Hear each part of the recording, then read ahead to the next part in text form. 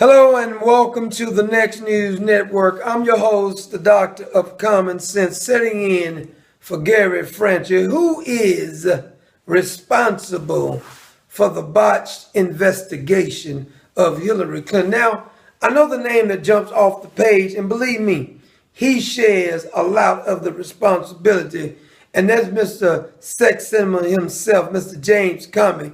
He's the darling of the liberals now. Now, most people say James Comey is the one because he had the press conference. You remember the famous press conference where he read out all these things Hillary had done wrong, how she had lied about lied about turning over the documents first. Then she lied about not revealing any of the classified information.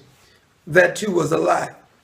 But the part that we keep ignoring is that we know James Comey had already exonerated Hillary Clinton long before he finished his investigation, long before he talks to the witness, long before he talked to Hillary. He had already wrote up, I'm going to let off the hook, because swole ankles, you do know who swole ankles is, right? Loretta Lynch, her ankles as big as your waist. Swole ankles told him to call it a matter instead of investigation. I don't know what difference that makes. But see, swole ankles actually work for somebody too. Now, who did swole ankles work for? Oh, that's right, Barack Hussein Obama. So what you're telling me is that technically James Comey, the flunky, he's the head of FBI. I want him indicted still. Loretta Lynch with the fat ankles who will destroy a pair of heels, I want her investigated too because she intimidated. Not only did she intimidate James Comey, which I don't know how you can intimidate a 6'7" head of FBI, but she did it.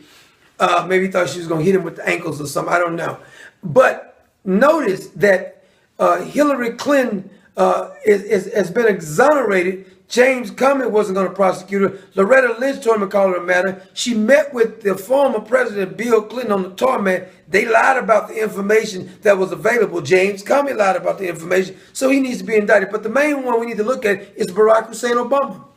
That's what this fella, Andrew C. McCarthy, is talking about in an article on the Conservative Tribune. Says that Barack Obama, during one of his speeches, literally said she would never intentionally put America in any kind of jeopardy. Now, James Comey wasn't going against her once he said that. She would not intentionally. So does the drunk driver who was speeding over the speed limit, blood alcohol level is 1.4, he didn't intentionally try to kill anybody, but he did it. Does he get charged with a crime? So just say, argument's sake, we know they're lying. For argument's sake, Hillary didn't intentionally wipe the server and beat the hammer, take a hammer and beat some of the devices to death, delete emails after they were served with a subpoena. Let's just ignore it. Just say we're going to ignore all the miles of evidence to prove that she intentionally done it. But even if she didn't do it on purpose, intention has nothing to do with the law. She did it, so she should be prosecuted. But Barack Obama is the one who started this by saying she would not intentionally do this. He says, what I've also known is that there's classified and there's classified.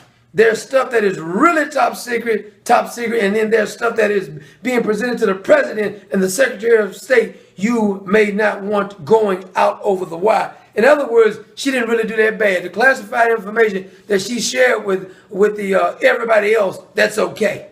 But whenever they're having one of these committee meetings and they're investigating and questioning Loretta Lynch and James Comey, they say they can't speak on these matters.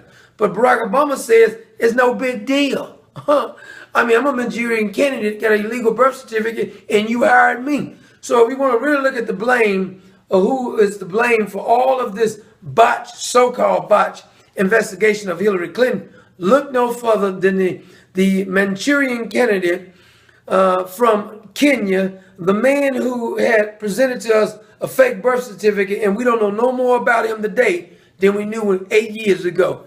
He's responsible for the, quote, botch investigation, if you want to call it that.